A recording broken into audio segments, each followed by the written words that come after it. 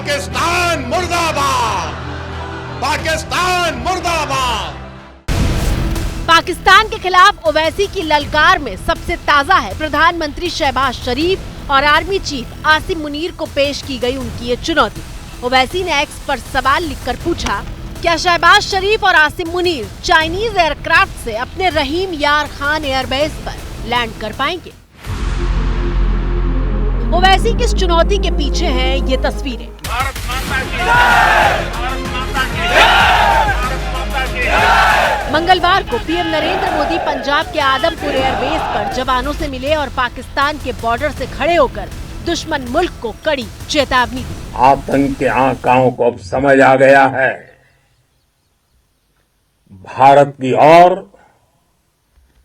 नजर उठाने का एक ही अंजाम होगा, तबाही।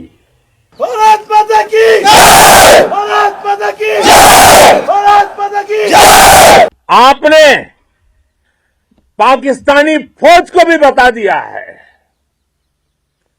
पाकिस्तान में ऐसा कोई ठिकाना नहीं है जहां बैठकर आतंकवादी चैन की सांस ले। इन्हीं तस्वीरों के बाद ओवैसी पूछ रहे थे कि क्या जो मेरे प्रधानमंत्री ने किया वो पाकिस्तान के प्रधानमंत्री शहबाज शरीफ कर पाएंगे? ओवैसी ऐसा कर पा रहे हैं क्योंकि वो जानते हैं कि राष्ट्रहित के मुद्दों पर सियासत नहीं की जाती। ये देश का मसला है, ये कोई सियासी मसला नहीं है और लोगों को भी इस पर राजनीति करने की कोई जरूरत नहीं है। लेकिन अफसोस कि मोदी के विरोध की सियासत पर जिस नेता का वजूद टिका है वो हिंदुस्तान के बारे में सोचता है। लेकिन मध्य प्रदेश की बीजेपी सरकार में शामिल मंत्री तक अपनी ओछी राजनीति के लिए छोटी सोच और बेशर्मी के प्रदर्शन से खुद को रोक नहीं पाते।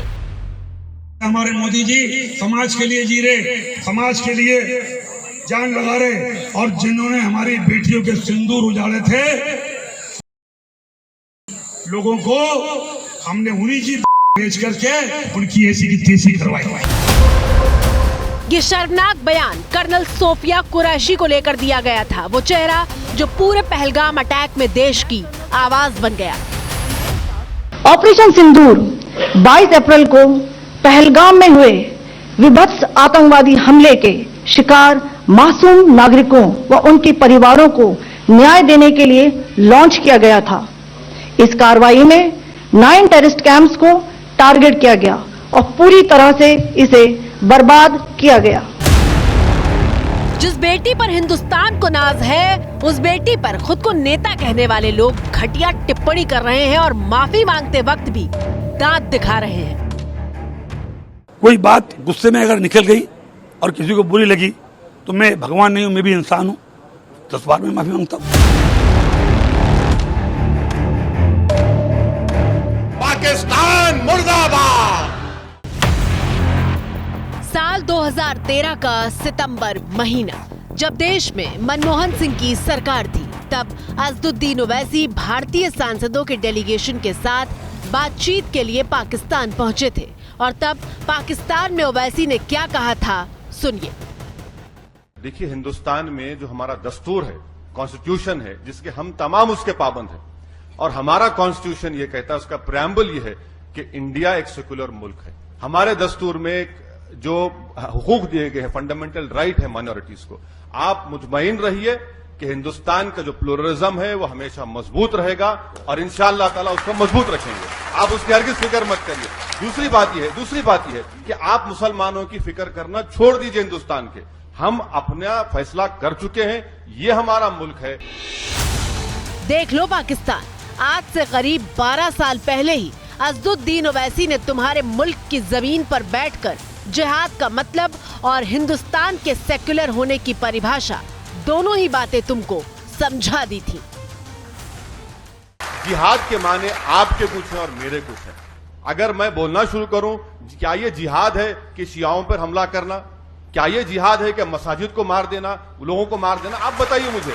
हमारा जो मेरे जो माने जिहाद, सबसे अहम काम यह है कि नफ्स के खिलाफ जिहाद करो और अपनी नफ्सानी ख्वाहिशात को अल्लाह के ताबे करो, वो सबसे बेहतरीन जिहाद। ओवैसी वक्त वक्त पर पाकिस्तान के पेच टाइट करते रहे हैं। साल 2019 में जब पाकिस्तान में इमरान खान प्रधानमंत्री की कुर्सी पर बैठे थे, तब इमरान को भी ओवैसी ने बता दिया था कि भारत पर उंगली उठाने से पहले अपने गिरेबान में झांको। पाकिस्तान के प्राइम मिनिस्टर इमरान खान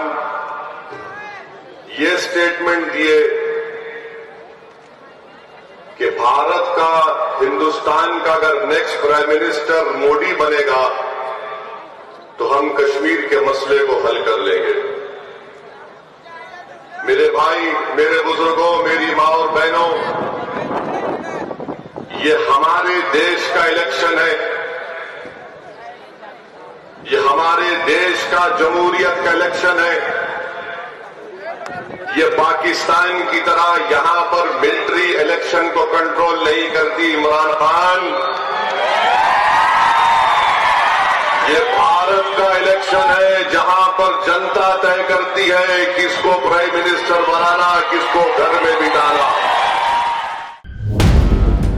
लेकिन पाकिस्तान के दिमाग में आज तक ये बात नहीं घुसी और आज भी पाकिस्तान के आर्मी के मुखिया 2 नेशन थ्योरी की बात करके मुसलमानों को बांटना चाहते हैं। We are 2 nations. We are not 1 nation. So because of that, our forefathers, they struggled, mounted that incessant struggle to create this country. And we have sacrificed a lot for the creation of this country. And we know how to defend it. जब जब मौलाना बनकर पाकिस्तान के army chief जैसे लोग नफरत की supply शुरू करते हैं, तब तब हिंदुस्तान का ओवैसी उन्हें जवाब देता है। और हम इनको बताना चाहेंगे कि हमारे रसूल सल्लल्लाहु अलैहि वसल्लम ने हमको ये तालीम दी कि तुम किसी से जंग मत करो। ये हदीस है, ये तुम किसी से जंग मत करो, मगर अगर कोई तुमसे जंग करता है तो साबित कदम रहो। तो हमको अब साबित कदम रहना है। ये सवाल कोई हिंदू मुसलमान का, ईसाई का, बौद्ध का नहीं है। सवाल 2 कौमी पार्टी कांग्रेस और बीजेपी के, इनको भी इन दोनों कौमी पार्टियों को अपनी तू मैं में ख़त्म करनी चाहिए। सवाल यह है कि हमको एक शीशा पी रही दीवार की तरह ऐसे मुल्क के खिलाफ खड़े होना है जो सारी दुनिया के लिए खतरा है। अभी तुम्हारी 2 नेशन थियरी को हमने पहले रिजेक्ट कर दिया था। भारत पाकिस्तान के बीच तनाव हुआ तो एक एक करके पाकिस्तान के तमाम मंत्रियों ने न्यूक्लियर बम की धमकी दी थी। दुश्मन पाकिस्तान पर हमला करते वक्त 10 बार सोचेगा तो उसकी वजह यह है कि अल्लाह ताला के फजल से पाकिस्तान आज एक एटमी कुव्वत है, पाकिस्तान के पास एटम बम है। और तब ओवैसी ने पूरी दुनिया के सामने ये मुद्दा रखा था कि विश्व को ये तय करना होगा कि पाकिस्तान जैसे गैर जिम्मेदार मुल्क के पास न्यूक्लियर ताकत होनी भी चाहिए या नहीं। तय करना पड़ेगा कि क्या इस मुल्क में न्यूक्लियर बम रखने की इजाजत दी जा सकती है। इनके पास जो न्यूक्लियर बम है उसको डिसआर्म करने की जरूरत है, इसको खत्म करने की जरूरत है। ओवैसी ने जब पाकिस्तान के खिलाफ करारा जवाब देने वाली बैटिंग शुरू की तो उन्होंने ये भी साफ कर दिया कि वो किसी और की नहीं बल्कि अपने मुल्क की मोहब्बत में ये सब कह रहे हैं। जो बार बार मैं ये कह रहा हूँ, किसी की मोहब्बत में नहीं कह रहा हूँ।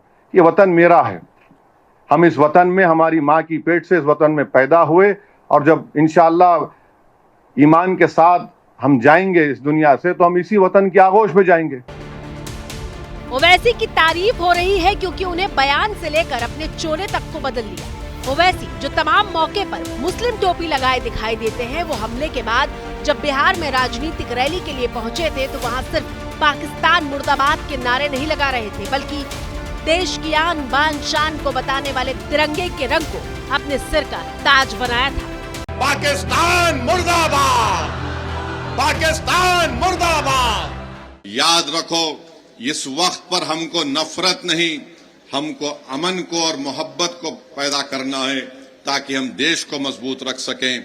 और जो लोग नफरत और जहर फैला रहे हैं, याद रखो तुम एलईटी और पाकिस्तान के चेहरों पर मुस्कुराहट लेकर आ रहे हो। हम ये चाहते हैं कि इन जालिमों के चेहरों से मुस्कुराहट खत्म हो जाए। ऐसा नहीं है कि नफरत फैलाने वाले सिर्फ पाकिस्तान में बैठे हैं। हिंदुस्तान में भी ऐसे लोगों की फौज मौजूद है। देश के एक ईमानदार अफसर पर सवाल उठाते हुए गलत और बेहद शर्मनाक बातें लिखी गई। लाइक और व्यूज के भूखे ट्रोलर्स ने मिस्री को निशाना बनाया तो जवाब देने ओवैसी सामने आए और ट्रोलर्स को उनकी औकात याद दिलाई थी। पाकिस्तान मुर्दाबाद, पाकिस्तान मुर्दाबाद।